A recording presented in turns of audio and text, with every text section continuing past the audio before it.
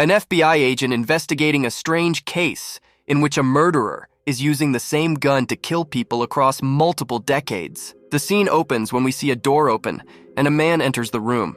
He seems shaken up. The date is the 12th of August, 1966. He goes to the wall where there are pictures of many girls posted. He starts to remove and tear them down. He starts to sob while lying on his bed and falls asleep. Suddenly, a lady holding a gun appears. She turns on the light, which wakes him up. She confirms if he is Robert Beck while holding him at gunpoint.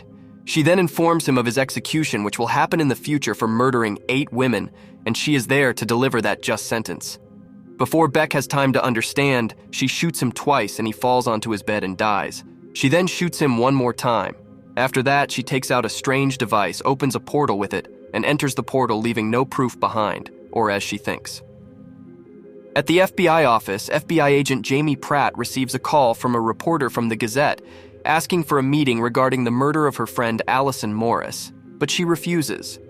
She talks to her fellow FBI agent Corey Lawn, who hands her the case file of Robert Beck, mentions he was killed 30 years ago, and that he links this to some other cases they have with the same MO and a perfect ballistic match. Jamie Pratt is investigating a series of murders spanning 40 years, all committed with the same gun.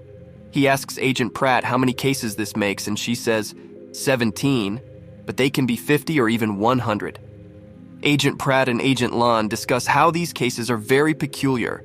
They are spread all over the country, and there is no clear pattern, no racial profiling, ethnicity, locality, political, or any connection among the victims. Lawn asks her to leave it for now and offers her to go to a festival with him, but she refuses. He deduces that she is going to meet Warren and says that he will save her a seat so she can come when he does not show up. He asks her why she puts up with him but shoots his concerns down. From this, we can guess that Warren is maybe Agent Pratt's unavailable boyfriend. The scene shifts to Pratt and Warren making out, but they are interrupted by the boiling tea, which Pratt goes to tend to. Warren comes up from behind to continue, but again they are interrupted by a call. Pratt picks up the call, and it is Agent Lawn who tells her that they have a lead, and he mails a file on Dr. Teresa Givens. Givens is the same woman we saw at the start. He tells her that her prints are a perfect match to the ones taken from the lamp of Beck 30 years ago. Pratt inquires why it took so long to find her, and learns that Dr. Givens' file was just declassified last month, as she is a former employee at a top-secret government project which she left 6 months ago when her project was called off. Lawn tells her that she works at a university and has a lecture the next day, and Pratt can meet her there. Pratt asks how old Givens is, and she learns that at the time of the first murder, Givens was only 5 years old. Pratt continues her chat, but this seems to annoy Warren, so Pratt tells Lawn that they will pick this up in the morning and appreciates him before hanging up. The next day, we see Dr. Givens giving a lecture about brain structure and time. She describes the property of developing fetal human brains, a structure of the brain responsible for our perception of time and how it forms in the fetus at a 7-month mark, before which the fetus remains in a timeless state. Agent Pratt arrives at the end of the lecture, where students get outraged at her for killing babies for her Frankenstein experiment and start to walk away. Later, Agent Pratt goes to meet Givens, who recognizes her as the person who caught the serial killer Jerome Horowitz, who also killed her friend. Pratt talks to her about the matching of her fingerprints and how it sounds absurd, but asks for fresh prints but gets denied categorically. Pratt also asked her about her NSA-related project, but Dr. Givens shrugged it off by claiming confidentiality. At night, Pratt talks with Agent Lawn and mentions how she found Givens very strange. Agent Lawn invites her to go out for pizza, but she gets a call from Warren and has to hang up on him. Warren tells her he can't come to her because of some car trouble, but in reality, he is out partying, and this angers Pratt. Next, we see Givens arriving again at Robert Beck's place in the past and removing her prints from the lamp. Back in the present, as Agent Pratt is looking at Dr. Givens' file, there's a sudden flash and the file changes to something else. Lawn arrives and asks her about Givens, but it seems Pratt has forgotten her. Lawn tells her to accompany her to the ballistics, where they learn that the gun is traced to Givens, and the strange thing is that the gun had not even been manufactured at the time of the first murder.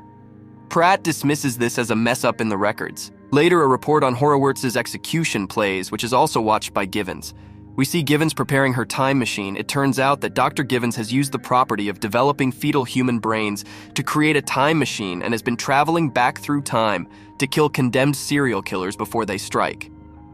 She arrives at the park where Horowitz conducted his first murder and kills him the same way as Beck. When she returns, she has a nosebleed and a severe headache. Horowitz magically appears in the list of victims on Pratt's list.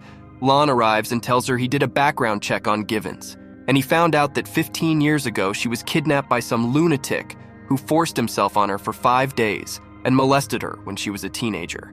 She managed to escape but spent a year in the hospital. Lon points out that 6 out of these 17 victims were sex offenders. Pratt decides to visit her and learns from Lon that Givens is at the university. While heading out, Lon comes across Allison, who is now alive. She asks Lon about him and Pratt and asks if he asked her out yet and that he should. Allison meets Pratt and they talk about Warren and why Pratt puts up with him, to which she suggested that she should go out with Lon. Allison then invites her for lunch, but Pratt declines, promising to go out the next day. Givens is in her lab and in a really bad situation when Pratt arrives. Pratt is confused when she hears Givens talking as if they have met before and her mentioning Horowitz.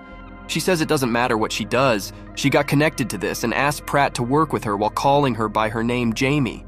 Pratt is shocked and asks how she knows her name.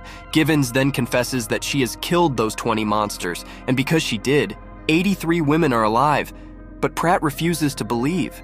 Givens explains time travel and how she used the property of developing fetal human brains to create a time machine. She explains that NSA is very interested in her because she could make her time machine work even back then, but she didn't want them to have it, so she waited until being let go to make the machine work. She explains that events in time are like a string of pearls, and past events seem unchangeable, but going back in time and changing one event can change the whole string. But the problem is that the time traveler remembers both the new and the old timeline, and Givens eventually discloses to Agent Pratt that an unfortunate side effect of altering time for the time traveler is the sudden merging of 2 completely different time streams into the brain at once upon return, which, over time, has a visible physical impact like causing nosebleeds, and presumably will become fatal given enough occurrences. She says that she is old, but Pratt is young and can carry on for her. Pratt tries to read her the rights to arrest her, but she snaps at her and tells her to not be so common. Yes, she literally said common. She mentions that Pratt has no idea what it is like for a person's life to be driven by an event they have no control over and can't change. Pratt realizes Givens has been traveling back through time to kill condemned serial killers before they strike all to prepare herself for one final journey to stop the man who had kidnapped and raped her for 5 days when she was a teenager. The event has left her scarred all her life. Pratt finally uncovers the truth, and Givens explains at the end that she is finally making the journey to change her past for fear that she will not survive much longer. She sets up the time machine and opens the portal. Pratt tries to stop her from entering the portal, but she lashes out at Pratt that they had much in common at a different time, hinting at Allison's death. She then enters the portal in front of Pratt's eyes, and Pratt steps into the time machine after Dr. Givens. They arrive on the 28th of October, 1976, the day when Givens was kidnapped. The kidnapper is taking young Givens when the portal opens and as the older Givens arrives. She approaches them, but the kidnapper holds the young Givens hostage. Pratt also arrives there from a portal, and she assists in stopping the kidnapper and rescues the young Teresa Givens. The older Dr. Givens gets the attention of the kidnapper towards herself, and Pratt shoots him, but the older Dr. Givens is fatally wounded and slowly succumbs to her wounds. Agent Pratt returns to a world where Dr. Givens never experienced the traumatic incident of the previous timeline. But without that trauma, Dr. Givens was never motivated to travel back through time and preemptively murder known serial killers, one of whom was Horowitz, who eventually murdered Alishan, the close friend of Agent Pratt, who at the beginning was dead, then alive later in the episode, thanks to a temporal excursion by Dr. Givens, now dead again as those events never happened. In the end, Agent Pratt tracks down the decidedly healthier-looking Dr. Teresa Givens in the new timeline, who, despite lacking the motivation to prevent a traumatic event of her past, has also built a time machine which she knew was possible, because as a 15-year-old girl, she had seen Agent Pratt use one to return to her normal time. The episode closes with Agent Pratt traveling back to 1980 and shooting the serial killer Horowitz, who would murder her best friend in the future. And if you like this video, check these 2 out. Subscribe to Recap Nest for more videos like this.